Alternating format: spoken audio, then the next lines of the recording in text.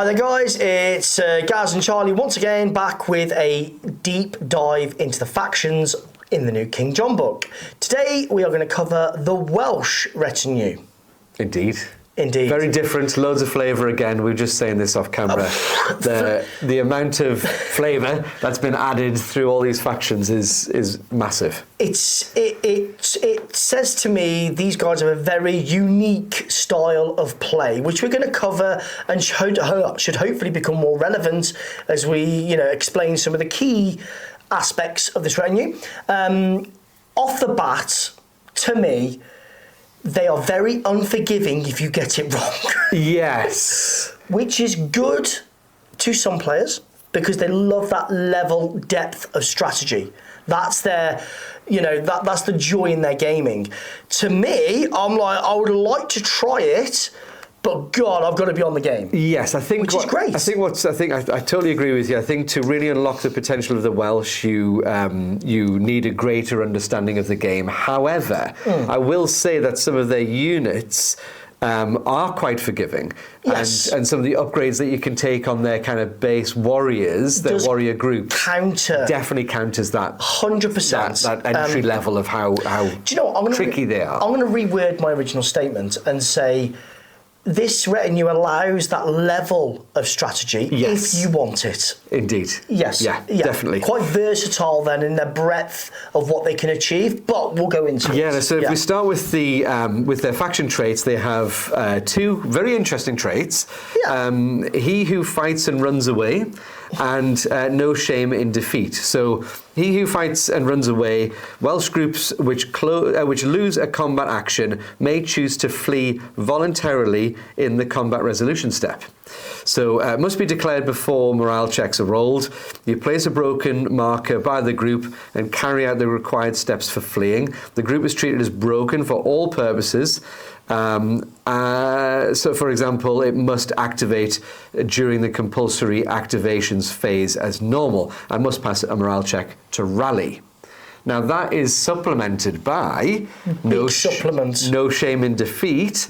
When testing to rally, all Welsh groups roll 2d10 and use the highest result. But don't just take that as an addendum to that first one. No. If you ignore that whole first thing of you choose to voluntarily flee, so let's say you never do that in a game, right? You just don't use that. Yep, you don't have to. You still have this ability to roll 2d10 when rallying Welsh groups. Yes. Now that by itself is a really, really solid trait. But absolutely, but that to complement the he who fights and runs away. And I thought to myself, why would I voluntarily want to run? And then it dawned on me, is that, in some instances in Baron's War, you can easily get surrounded, especially if you have a already depleted unit. But being given that option just to cheese it and leg it, do you know what? Some instances, I would take that. And look, I'm the hot-headed player that would run them down as well. And then realise you've run into a trap. And I think that's the key takeaway with this as well, is that there's a lot of baiting and switching 100%, in the gameplay. Yeah. And you'll see that through their purchasable abilities, which we'll get into. Definitely. Once we've taken a look at their retinue. When I first read these, I was like, why would I do that? Then I read the rest of the abilities and the purchasable upgrades, inherent abilities, and I was like, right, now it makes sense. So if we take a look at the units, they're very unique to the Welsh. Well, they have a king. You don't have a baron, yeah. You have a Welsh king. Yeah. I believe there was many Welsh kings, so it's not like there's just one Welsh king. I don't think so. I think there was many. Teach me. So it's the equivalent of a baron, at least. Yeah. Certainly from a game perspective, it's the equivalent of a baron. He has chivalry, commander, live by the sword. You can take him irregular all the way up to veteran. Has access to the same weapons, mail armor, medium shield, large shield. His command group must be formed from Welsh knights, which are different as well. Which are interesting. Slightly. Yeah. And then you have a mounted version as well, which is pretty much exactly the same, but again is mounted Welsh knights. What the command group upgrades are, though, is again that slightly bit different. So you can have a bannerman, you can have a priest. You don't get a musician, you get a bard. So if we take a little look at the Bard rules, again, really strong. Friendly groups within command range automatically pass their order check to receive a command action from the Welsh King. Massive. Yeah. Huge. If you know you have the certainty, to pass an orders check, would that change your priority of orders? Yeah. What orders you give out, when you give them out, because you've got the certainty. There's always an element of doubt when you do a dice roll, always, in any game. And you weigh the probability. But when you've got the certainty of something, it's like, well, that does change the sequence or the strategy of what you do for an extra 2 points. Over the cost of a musician, yes. Yeah. So 6 points for him, but 4 points for a musician. I never do the auto-include. I never do 100%. auto-include. I never do them because I always see utility in every option. But if you're taking a Welsh King... I mean, your musician is almost a thing you almost always do anyway, right? So why would you not? Not always. No, maybe not. Depends. But because it's a guarantee. It's a guarantee. Yeah. Great, So love it. Really, really cool. And I think the theme that you'll start to see coming through with all the abilities and stuff is the Welsh play their game really well. All these abilities allow you to play your game. Your game. So you can set up and be like, you know what your plan is, what you're doing, and the abilities that are available to you allow you to play it your way. Yes. So come down a tier into the tier 2 commanders, tier 2 warriors, and you have access to a Welsh Lord. You do. He has commander and live by the sword. Again, all the regular weapons you would expect: mail, medium shield, large shield, pennant, musician, priest, and he can take Welsh knights or Welsh nobles. Or Welsh, which is interesting as well. It is when we start looking at the knights. So. Yeah. That's about it with the Welsh Lord. It's he's your tier 2 commander. Their command structure. You'd probably Pretty take much done. a couple of those alongside your king, or at least one of those alongside your king. Welsh knights are slightly different to regular knights in that you can only take them at irregular or regular. There are no veteran knights here. Did you say you can take them irregular or regular? Irregular or regular. It sounds very similar, It's your doesn't accent. it? Irregular or regular. Not veteran. So they have chivalry, live by the sword. Again, all the weapons you would expect: mail, armour, medium shield, large shield, and then there's a mounted version. But again, like I say, you're only taking them as regular. So your Welsh king can only take a regular command group with him. He can't take a veteran command group. Which I've done before anyway. Yeah. I've taken regular...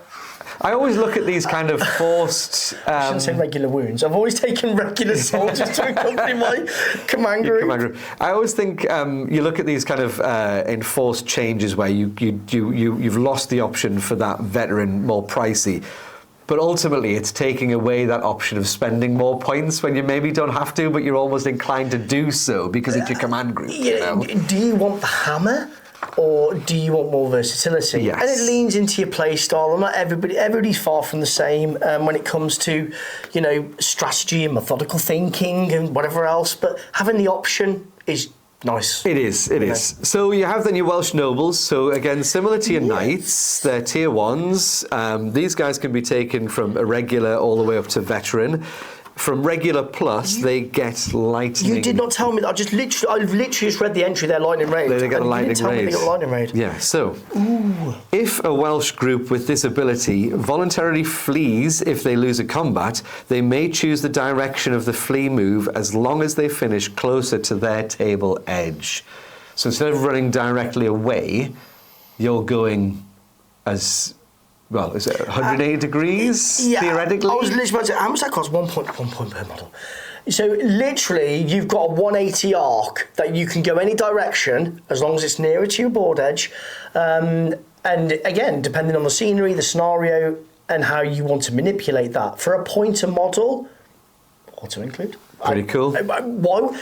I would love to have that option for the utility, because necessarily you may want to, again, automatically break in any direction you choose, automatically pass onto an objective. Onto exactly what I was about to say there, yeah. You are baiting your opponent to maybe commit slower troops, And then with more nimble troops, you can just withdraw them there instead of a straight line. Okay. It's cool. It's cool. It's good. Yeah.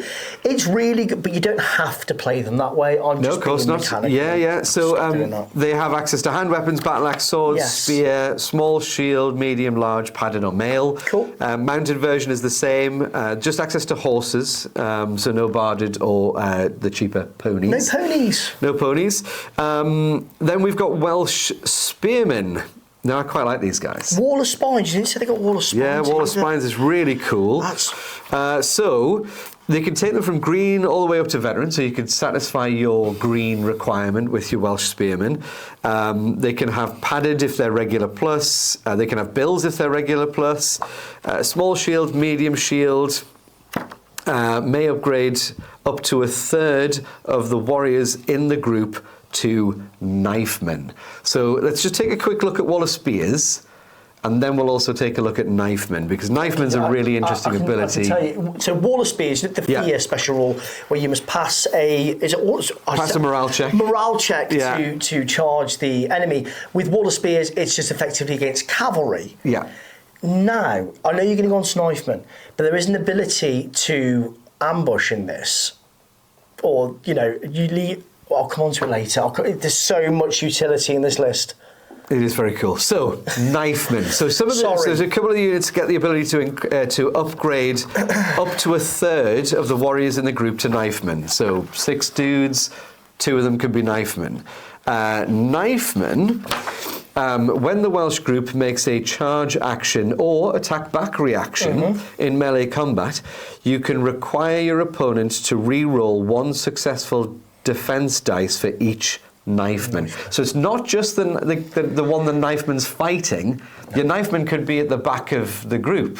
It's the pool. It's the pool. You're affecting. So for every knifeman, so if you've got 2 knifemen in there, you can force them to re-roll 2 of those defense dice. Yeah. Which, I mean, it's a +3 point upgrade, but I think it's worth it. Like, it's just the shenanigans of... No, 100% I'll take that. You feel like you've passed your defense rolls. And then re-roll that. And then you have to re-roll 2 of them. Not your shield saves, but still, there is limits to shield saves and mitigation for that. But again, or forcing that shield save, I prefer to roll a 6 than an 8. Exactly. Well, I don't know, actually, some of the other games we play, I always love rolling 8s, but still. And yet Wall of Spears looks really, really, really interesting. Well, Wall of Spears is really interesting because there's another part of the Welsh Retinue which allows you to basically bring on units from reserve, much like ambush. So if an enemy commits their cavalry to a part of the board for an objective or whatnot, then you deploy these guys, knowing that they're always going to get... Yeah, run them onto that objective, Go for it, come at me. Yeah. So there's lots of synergy to be had here, and different ways you can do it as well. There's not just one way you can do this. I'm going to stop because my brain's going to melt. Welsh bowmen. So green all the way to veteran. If they are a regular plus, they gain volley. They have access to 2 weapons, bows and elm bows. Elm bows. I like the elm bows. Yeah, so the elm bows is unique to the Welsh Retinue list. So let's just take a quick look at volley first. So volley, when taking a shoot action, the group can draw line of sight to the enemy through a single friendly group which is within 6 inches and line of sight. Yep. They therefore treat the friendly group as if it was hindering terrain. If at least half the shooting warriors draw line of sight through the friendly warriors, the group suffers a -1 penalty to its attack rolls for being hindered. Absolutely fine. They can still do it. They still can do it. So again, volley fire. 2 units of those guys supporting as harassing fire over your main line while you're baiting people in and out. And they can do it with their elm bows as well. Yeah. Right. So the elm bow. Let's take a quick look. Specific to the French, to the Welsh. Brilliant. So the standard bow, 20 inches, and you can move 3 inches. The elm bow is 16 inches, so it's a little bit less range. At long range, and then 8 inches at short range. Yeah. So it has the every beep word rule, so you can move 3 inches, but you can't take a shield with it, it's 2-handed. But it does have -1 to the defense roll of short range. At short range attacks, which is really cool. Well, it's massive. Yeah. I think that's great. 3-inch move and shoot, -1 to their defence.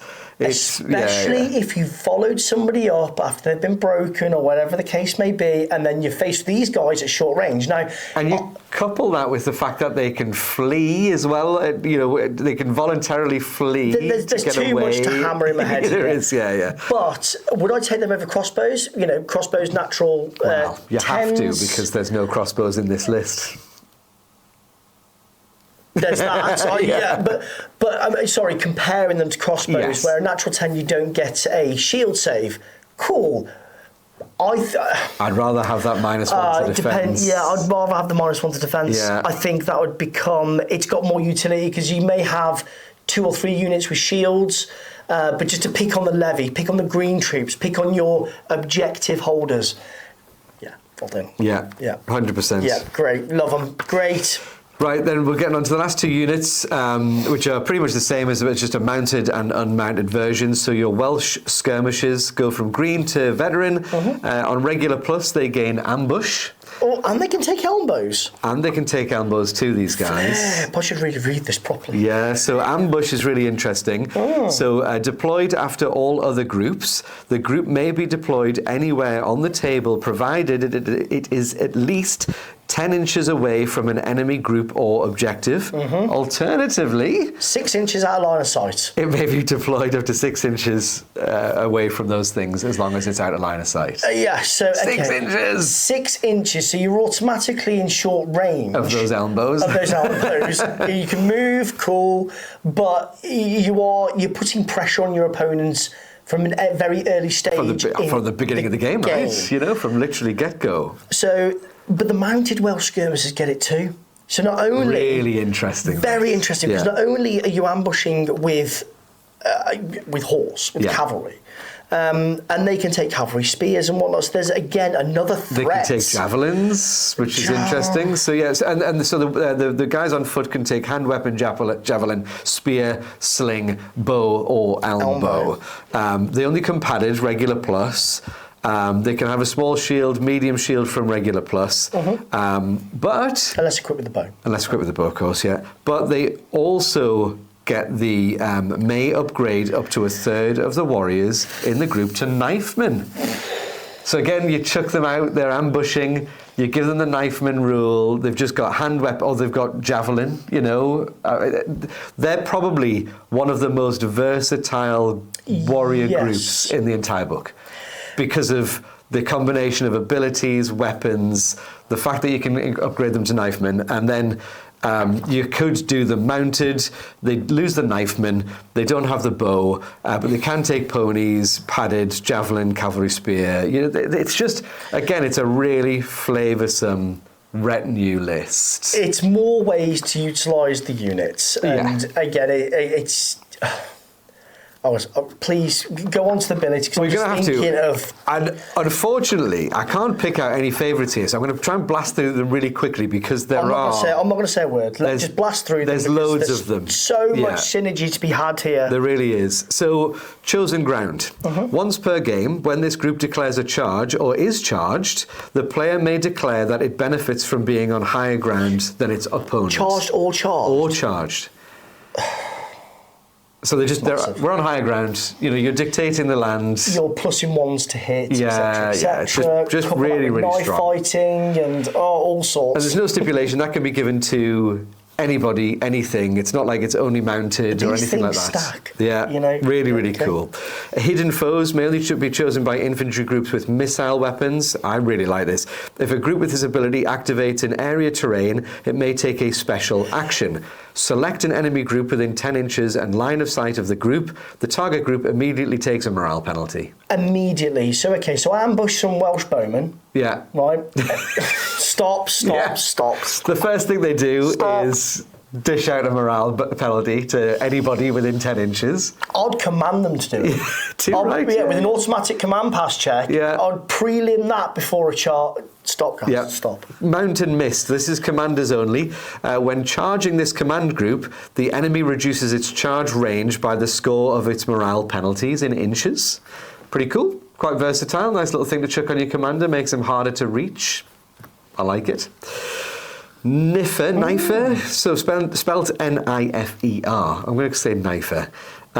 This is on your Welsh knights or Welsh nobles who form a command group. This is really cool.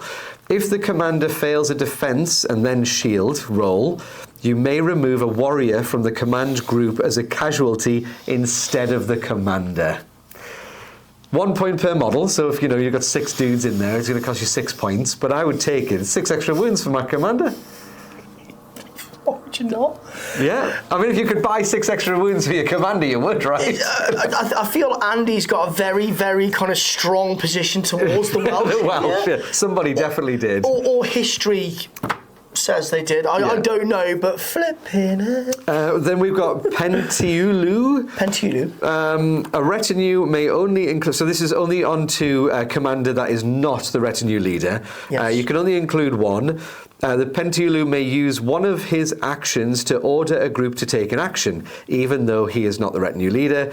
If the retinue leader is removed from play, the Pentiulu automatically passes his morale check to take over command unless he is broken.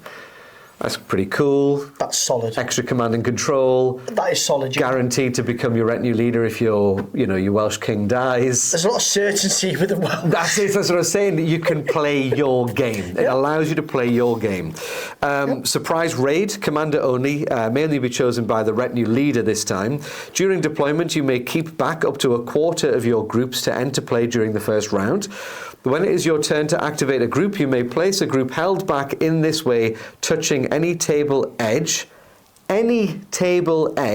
as long as the point of entry is at least 8 inches away from an enemy. I'm sure you said earlier it was your own board edge. I think I might have. The group may then take its action as normal. So the difference between them and the Outlaws is the amount of units you can do it with. Yeah. I mean, you can literally, your opponent's board edge, as long as it's 8 inches away from an enemy. It's nothing like the Outlaw list, apologies. We'll get to them next. Yeah, we'll get to them next. And it's just cool. It's just really good. I mean, I really like it. 2 points on your commander. And a quarter of the force can come on from any board edge during any activation, as long as it's 8 inches away from an enemy. During the first round. During the first round. Still. But any activation during that first round. Still. So you could activate all of your other stuff. Yep. And then bring those guys in. It's that guessing game that your opponent has to deal with as well.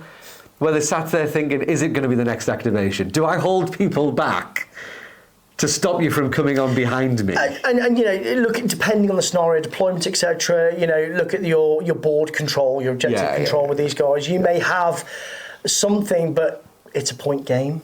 So would I have my, Welsh skirmishers coming at the top with no viable targets, but to claim, contest, or board control? Yes, I would.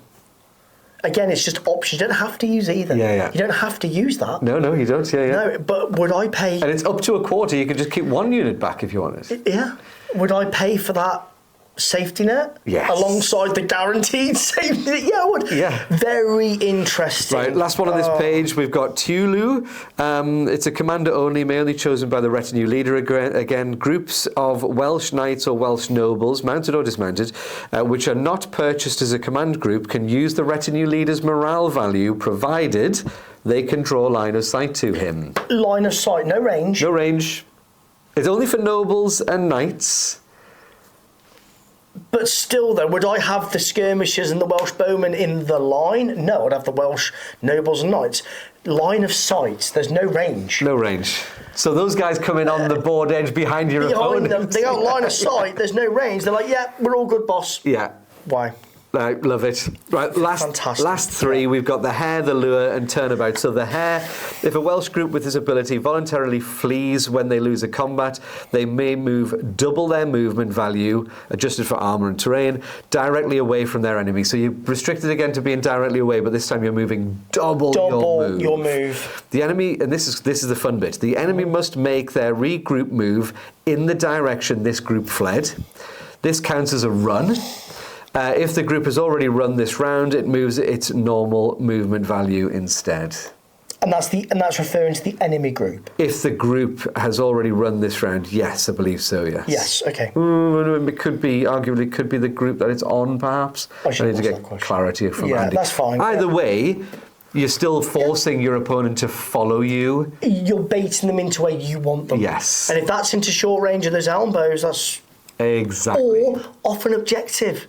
Exactly. You could force them off an objective. Yeah. Oh. As long as you can survive that combat, Do you know what, pulling mate? them away. I want to just go crack on. Right, two more. The lure. Yep. If an enemy group declares a charge and would be able to target this group, it must do so. Okay. The group with the lure will automatically be the target of the charge if it is in line of sight and range, even if it is not the closest viable target. The charging group may take a morale check to attempt to charge a different target if it wishes. Again, you're just dictating. Still forcing that roll. Yeah, Yep. you're making your opponent play your game with the Welsh. I just think it's really, really cool. And then finally, turnabout. If a Welsh group with this ability voluntarily flees if they lose a combat and would move off the table as a result, the group halts 1 inch from the table edge and takes a morale check. If passed, the group removes its broken marker and does not move further. If failed, the group moves off the table as normal and is removed. Right, hang on a minute. So when do they remove the broken marker? Traditionally. At that point? Yes. Yeah. So yeah. it's not going to be even classed as a compulsory action next turn? No. I mean, again, you can only put it on one unit, so you have to. Still? You have to know where you. This is where we talked about to really unlock the quality of this. You've got to know the game well to know and know your list. who you're putting these abilities on and still, stuff. you're mitigating the compulsory move. It's just loads of fun. I love it. It really is loads of fun. I was not going to play the Welsh. I'd hate to play against the Welsh. I don't. Yeah, if I was playing against the Welsh, I'd be very cautious. Yeah, I'd be but very I think methodical. that's the bit that would really catch you out against them as well, though, is being... You can't be too cautious. Too cautious. No? You know, methodical is probably the way to look at it. Methodical, yeah. Force them to play your game where you can. Lots of insurance, lots of doubling down with the Welsh. Yeah, yeah. Really cool. Really cool. My mind's gone. I'm not gonna lie. Please. Well, let us know what you think in the comments. Put my brain back in. We'll be back with the last one next, which is the Outlaws. Yep. And yeah, I hope you enjoyed it. And yeah, we'll see you next time.